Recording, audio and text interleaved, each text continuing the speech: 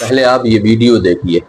اس کو سنکر کچھ conservative Muslims, in fact کچھ کنزرویٹو ہندوز بھی کہتے ہیں کہ کیونکہ ہندو لوگ مورتیوں کی پوجا کرتے ہیں اس لیے مسلمانوں کے سامنے ہندوز کافر ہیں۔ کتنی سچائی ہے اس بات میں؟ اگر آپ گہرائی سے دیکھو تو ہندو لوگ ایکچولی میں مورتیوں کی پوجا نہیں کرتے ہیں بلکہ بھگوان کی پوجا کرتے ہیں مورتی کے تھرو۔ یہ ویسا ہی ہو گیا جیسے کہ آپ اپنے فادر کو یاد کرتے ہو ان کی فوٹو دیکھ کر، فوٹو کے ذریعے آپ اپنے پتا کو یاد کر رہے ہو اور ان کو پیار جتا رہے ہو، لیکن اس کا مطلب یہ نہیں کہ آپ ایکچوئل پتا کو بھول کر صرف اس فزیکل فوٹو کو ہی پیار جتانے لگ جاؤ اور یاد۔ میرے خیال سے آپ نے ویڈیو دیکھ لی ہوگی اور آپ سب ان کو جانتے ہیں، سوشل میڈیا کے اوپر ایکٹیو رہتے ہیں، دھرو راٹھی نام ہے ان کا، اور یہ سمجھانے کی کوشش کر رہے ہیں کہ جو غیر مسلم لوگ مورتیوں کی پوجا کرتے ہیں اصل میں وہ مورتیوں کی پوجا نہیں کرتے، وہ مورتیوں کے تھرو بھگوان کی پوجا کر رہے ہیں، بھگوان کو یاد کر رہے ہیں۔ تو میں آپ سے دھرو راٹھی صاحب ایک سوال کرنا چاہتا ہوں، مثال کے طور پر آپ کی بیوی گم ہو گئی اور گم ہو جانے کے بعد آپ نے پولیس اسٹیشن پہ جا کر کے اس کی رپورٹ لکھوائی کہ بھائی میری بیوی گم ہو گئی، اور اس کی جگہ پہ آپ کسی بندریا کی فوٹو دکھا رہے ہیں یا کسی آپ گدھے کی فوٹو دکھا رہے ہو، تو یہ کوئی لاجک نہیں ہوا۔ آپ کی بیوی گم ہوئی ہے تو آپ اس کی فوٹو دکھائیے، تو اگر اس کی جگہ پہ آپ کسی اور کی فوٹو دکھا رہے ہیں تو دو جھاپڑ پولیس والا بھی آپ کو دے گا اور ذلیل کر کے وہاں سے نکال دے گا۔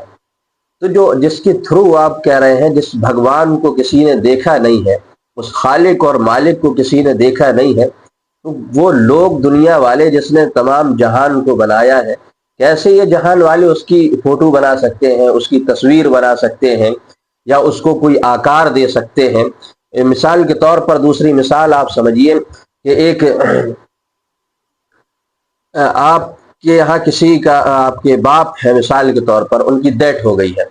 اور پھر ان کی پوجا آپ ان کی تصویر آپ سامنے رکھے ہوئے ہیں، اس میں مالا چڑھا رہے ہیں اور ان کو صبح شام اٹھ کر کے دیکھ رہے ہیں، ان کو آپ نے دیکھا ہے نا، اسی لیے تو آپ نے ان کی تصویر بنوائی ہے۔ اور اگر آپ نے ان کو دیکھا نہ ہوتا، ان کی جگہ پر آپ کسی گدھے کی تصویر بنوا کر کے لٹکوا دیتے یا کسی جانور کی تصویر لٹکوا دیتے اور کہتے تھے کہ میں اس جانور کے ذریعے سے یا اس گدھے کے ذریعے سے اپنے باپ کو یاد کر رہا ہوں، تو یہ کوئی لاجک سمجھ میں نہیں آئی ہے۔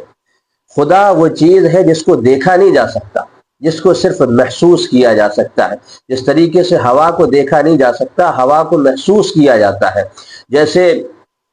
عقل کو دیکھا نہیں جا سکتا، عقل کو محسوس کیا جاتا ہے۔ تو یہ پوری جو یونیورس بنائی ہے اس خالق اور مالک نے، اس پاک پروردگار نے، اس پاک پروردگار کی یہ قدرت اور یہ نمونہ ہمیں اس چیز کی طرف لے جاتا ہے کہ یہ دنیا کا نظام چلانے والی کوئی ذات ہے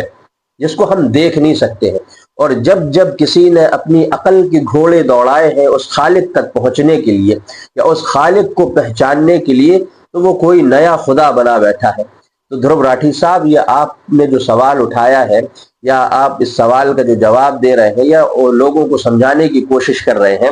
کہ اصل میں ہم ان مورتیوں کے ذریعے سے اور ان پتھروں کے ذریعے سے اپنے خالق اور مالک کو پوچھتے ہیں، یہ لاجک آپ کی غلط ہے۔